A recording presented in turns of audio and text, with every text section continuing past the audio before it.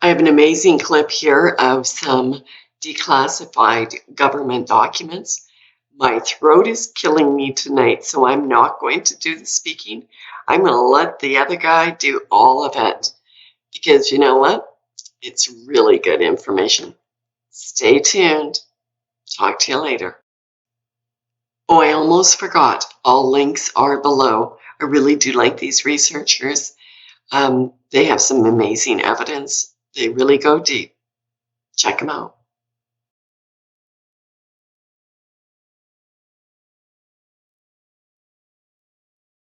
It seems to me that the Army Research Laboratory and NASA and the Russians and the CIA have been talking about flat Earth long before any of us showed up. Kind of makes you wonder, what do they know? Hi everyone, Christmas with Thrive and Survive. It's August 17th, 2019. This is a video that was uploaded 2 days ago by Rob Skiba. I will have a full link to that in the description below. Excellent video. I've mirrored it here. I've always stated that, when I was in the military and even since then, when I've come across manuals for different weapon systems and things like that, it's always based on a flat, non-rotating Earth, these weapon systems and things like that. And, I've stated that if you want to wallow in your own ignorance and cognitive dissonance, well, that's your prerogative. But for those of us who look at actual evidence and things like that, here are some manuals that he goes through, starting in the 1940s and up to and through the 1970s and even beyond, where in this case here, let's just take a look at this. This is a NASA. He does NASA, it's Russia, it's all these different weapon systems, which they are going to base on reality. They're not going to spend hundreds of millions of dollars on weapon systems on things that just do not work. And what do they work on? They always say, as here, derived on the assumption of a flat Earth, and giving some conclusions derived on the basis of this formula. And you'll see throughout that it's flat, non-rotating Earth is what all these things are based on. And once he passes the 1950s, of course, we have so-called satellites and things like that that have gone up into space. So why are they still basing all this stuff on a flat, non-rotating Earth? So enjoy these different documents. Again, if you want to wallow in your own ignorance and just go by the assumption that we live on a spinning ball because, when it comes down to it, it really comes down to the Catholic Church said so, and things like that, the authority, so that you could be all fooled and believe in authority other than God. Well, go for it. But here we go. Here's much more evidence for those who are open-minded. And again, when you're going through this and listening to this from Rob Skiba, he does a fantastic presentation here. Ask yourself the question, if they know it's a spinning ball, why are they basing everything on a flat, non-rotating Earth and basing all the military weapon systems and everything, every single weapon system that I've ever come across that I used to deal with, where I looked at the technical manuals and things like that, it always was based on a flat, non-rotating Earth. And you can still look these up today. So enjoy, guys. Take care. Okay, so in the 1930s, we had both Auguste Piccard and the Russians sending up high-altitude balloons, and they're looking out, and they're not able to detect curvature. So we go forward about a decade to the 1940s, 1948. This is an official CIA, look up here, CIA.gov, okay, CIA declassified document from the Russians. I'm going to pull it up here in Adobe Acrobat. It's a little easier because I've already highlighted some stuff here. Same document. All right, so the subject is Earth measurements, 1948, Moscow, Russia. Outer gravitational field and shape of the physical surface of the Earth. They're trying to figure out the shape of the Earth? Wait a minute. I thought we knew the shape of the Earth since Pythagoras and Eratosthenes, right? Well, apparently the Russians didn't get the memo. A study is made of the coordinates necessary for the solvability and uniqueness of solution of an integral equation by the aid of which the outer gravitational field and the shape of the physical surface of the Earth may be determined. So we go through this document a little bit here. It says the methods of studying the shape of the Earth. So this is what their goal is here. They're outlining some of that. The shape of the physical surface of the Earth can be determined with sufficient reliability on the basis only of data obtained from exact measurements. Well, that goes without saying, I suppose. And let's keep going down here. Let's see. We can regard the potential of the real Earth, by this equation here apparently, as known correct to an additive constant, whatever that is, at all points of the physical surface of the Earth and only on the surface, whereas it is not determinable at all other points of space without knowledge of the shape of the Earth. So they're still trying to figure out the shape of the Earth here. But since the shape of the Earth is not known, the shape of the Earth is not known, 1948, the true coordinates of these points, B, L, and H, are unknown to us. So the Russians are having trouble figuring out the shape of the Earth in 1948. Let's look at another document here. Another declassified CIA document up here, right? They're checking out the firmament in this one. Let's go back to Acrobat. 1953 now. Geophysics light scattering, USSR. Trying to figure out how does light work in the atmosphere here. So we get down to page 19 here. It says dissertations defended in the Scientific Council of the Institute of Physics of the Earth, Institute of Physics of the Atmosphere, and Institute of Applied Geophysics, USSR, 1957. March 1957. Looks like March 23, 1957, apparently. The dissertation represents the result of many years of study of the clear daytime sky. The observations were carried out in 12 locations at various altitudes above the sea, various climatic, meteorological, and synoptic conditions. The observations were carried out mainly during high transparency of the atmosphere in the visual range of the spectrum in the absence of a snow cover. In the investigations, 2 instruments designed by V.G. Fezenkov were used. One of these was a visual photometer of the daytime sky intended for measuring the brightness of the firmament. Interesting. Trying to figure out the brightness of the firmament. Again, 1957. The dissertation contains a certain formula of the brightness of the sky, taking into consideration only the brightness of the first order, and derived, get this now, on the assumption of a flat Earth, and giving some conclusions derived on the basis of this formula. So the Russians are trying to check out the firmament based on assumptions of a flat Earth in 1957? Very interesting, huh? All right, let's see what NASA has to say. Looking at this ntrs.nasa.gov document here, dated April 17th, 1961. Go back to Acrobat, looking at this document from 1961. And it says, a trajectory simulation incorporating the above requirements is represented in Figure 8. In addition to the above requirements, this simulation assumes a vehicle with 6 degrees of freedom and aerodynamic symmetry in roll, and the missile position in space is computed relative to a flat, non-rotating Earth. So they're checking out missile position in space computed relative to a flat, non-rotating Earth. Why would you do that? If the Earth is a rotating ball, 25,000 miles in circumference, why would you do your computations based on a non-rotating flat Earth?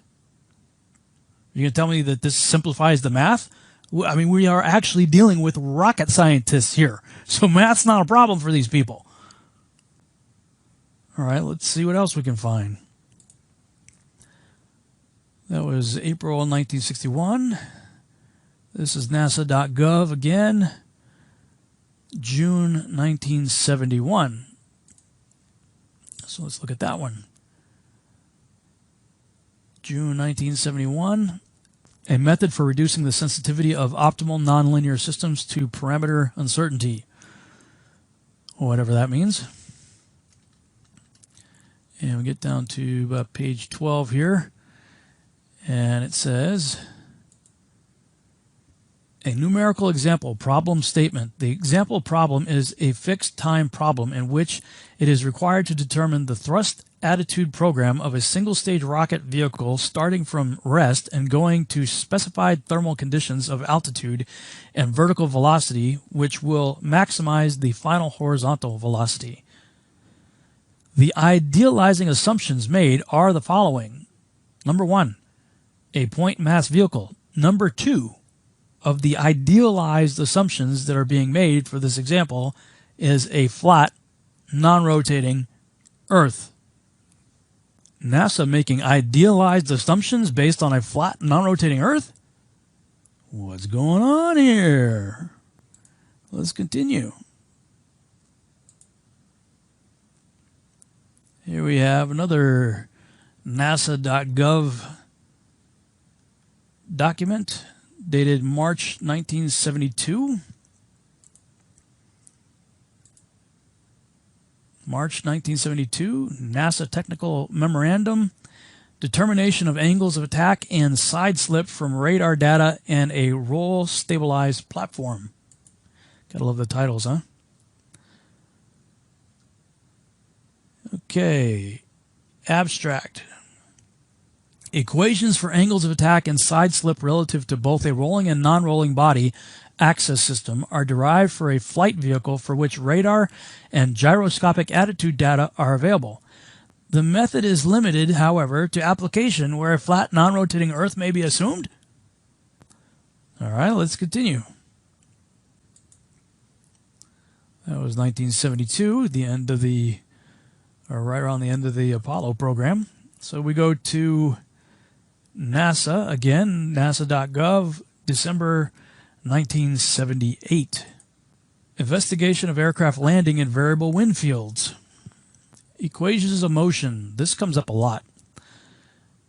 The two-dimensional model for aircraft motion presented in this section follows the general form developed by Frost. It accounts for both vertical and horizontal mean wind components having both time and spatial variations.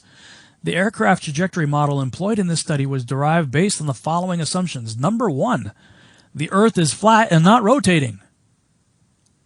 That's the number 1 assumption? So we're going to see this over and over and over again regarding the equations of motion. They're always using it on a flat, non-rotating Earth model, which doesn't make sense if you're developing aircraft and missiles and things like that to go over a rotating ball. Why would you start off with the assumption of a non-rotating flat Earth if the real-world application is over a spinning ball? 1987 NASA technical paper, 2768, User's Manual for Linear, a Fortran program to derive linear aircraft models. Get that in Acrobat here, same document. And we'll scroll down to, I believe it was page 12 again. Program overview. Within the program, the nonlinear equations of motion include 12 states representing a rigid aircraft flying in a stationary atmosphere over a flat, non-rotating Earth. More diagrams, more equations. The nonlinear equations of motion used in the linearization program are general 6 degree of freedom equations representing the flight dynamics of a rigid aircraft flying in a stationary atmosphere over a flat, non-rotating Earth. Let's continue. That was 1987. NASA.gov, May 1988. Flight testing. Flight testing a V-STOL aircraft to identify a full envelope aerodynamic model.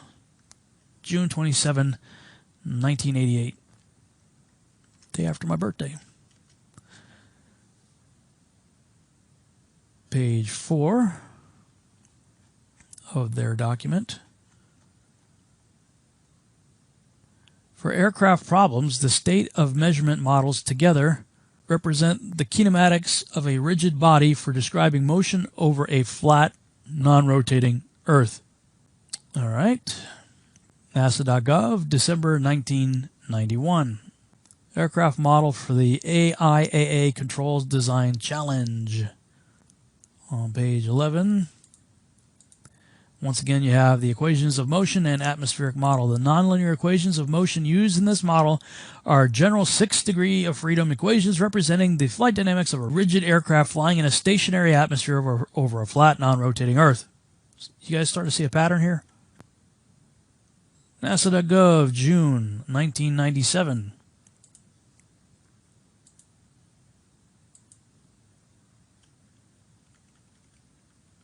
Talking about the SR-71.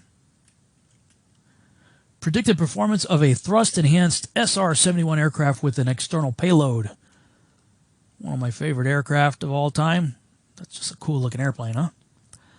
Let's see what they have to say about a back-mounted hypersonic research vehicle sitting on top of the SR-71. That's pretty crazy. Pretty cool interior shot right here. And on page 8, digital performance simulation description. The digital performance simulation equations of motion use 4 assumptions that simplify the program while maintaining its fidelity for most maneuvers and applications. Number 1, point mass modeling. 2, non-turbulent atmosphere. 3, zero side forces. And 4, a non-rotating Earth. Now, they don't specify flat here, but they're saying the Earth's not rotating as part of their 4 assumptions that simplify the program while maintaining its fidelity. So they're discrediting the rotating Earth right here. At least by that statement, it would appear. Moving right along. We come to another NASA document. I wasn't able to figure out what year this was from, but it's definitely a NASA document here. I'm guessing sometime around 1997, or sometime shortly thereafter, as the footnotes indicate anyway. There are footnotes that go to 1997. They don't go any later than that. Singular arc optimal control. Our minimum time to climb problem. In our minimum time to climb problem, the aircraft is modeled as a point mass and the flight trajectory is strictly confined in a vertical plane on a non-rotating flat Earth. And we'll just fast forward to the end here. See, that's the dates there. The latest one is 1997, so that's where I came to that conclusion. 2000, Army Research Laboratory. This is arl.army.mil document here. Path loss measurements in a forested environment at VHF. Let's check that one out.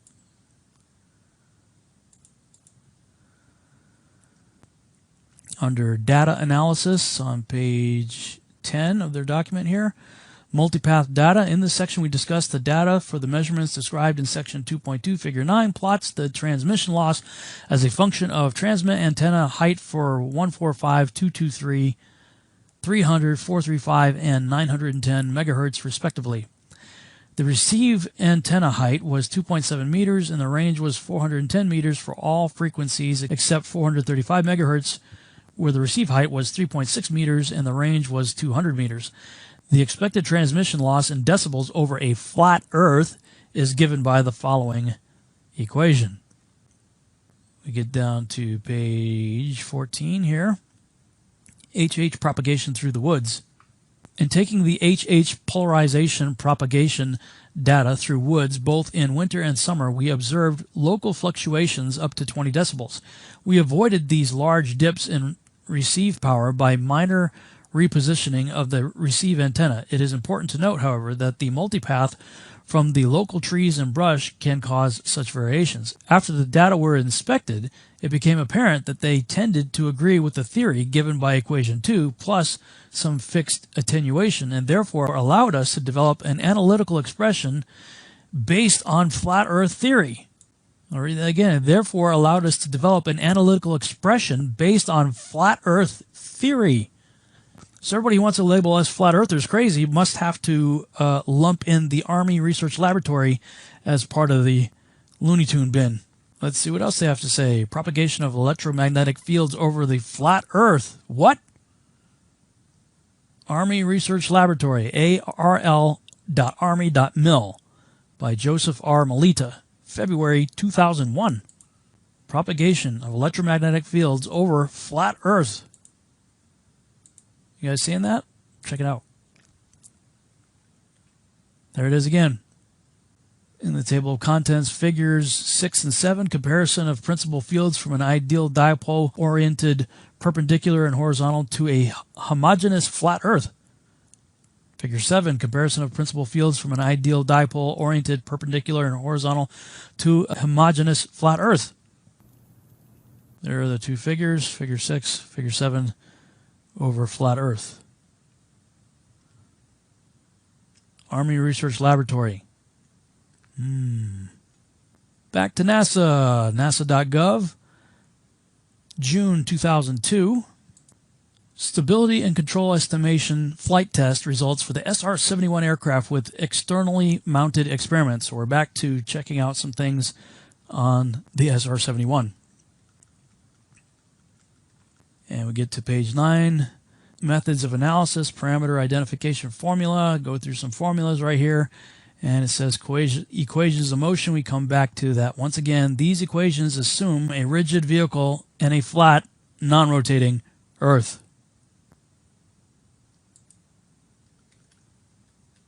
For the SR-71 with external hardware attached. Back to the Army Research Laboratory, August 2002. Automatic target acquisition of the Demo 3 program. Demo 3 program, Army Research Laboratory. The detection algorithm. The algorithm described in this report was designed to address a need for a detection algorithm with wide applicability, which would serve as a pre-screener/detector for a number of applications. While most automatic target detection/recognition algorithms use much problem-specific knowledge to improve performance, the result is an algorithm that is tailored to specific target types and poses. The approximate range to target is often required, with varying amounts of tolerance. For example, in some scenarios, it is assumed that the range is known to within a meter from a laser range finder or a digital map. In other scenarios, only the range to the center of the field of view and the depression angle is known, so that a flat Earth approximation provides the best estimate. Alrighty then. January 2003, back to the Army Research Laboratory. See, arl.army.mil. January 2003.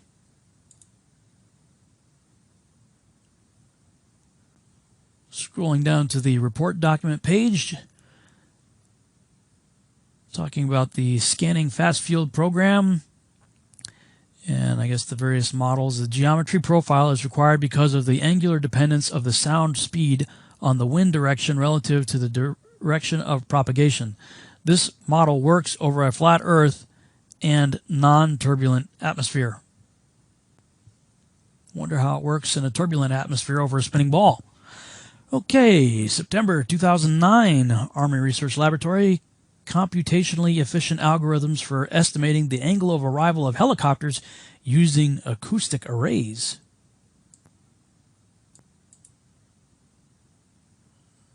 And on page 22, the estimated phases of the reflection coefficients have a dependency on range.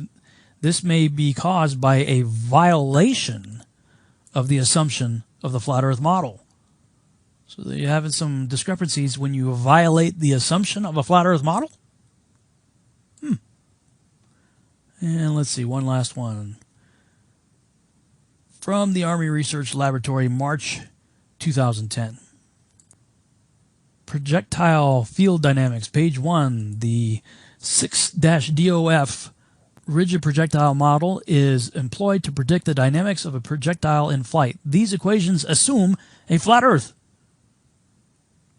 Why would you project flight dynamics over an assumed flat Earth if in reality we are dealing with a spinning ball? It seems to me that the Army Research Laboratory and NASA and the Russians and the CIA have been talking about flat Earth long before any of us showed up. Kind of makes you wonder What do they know?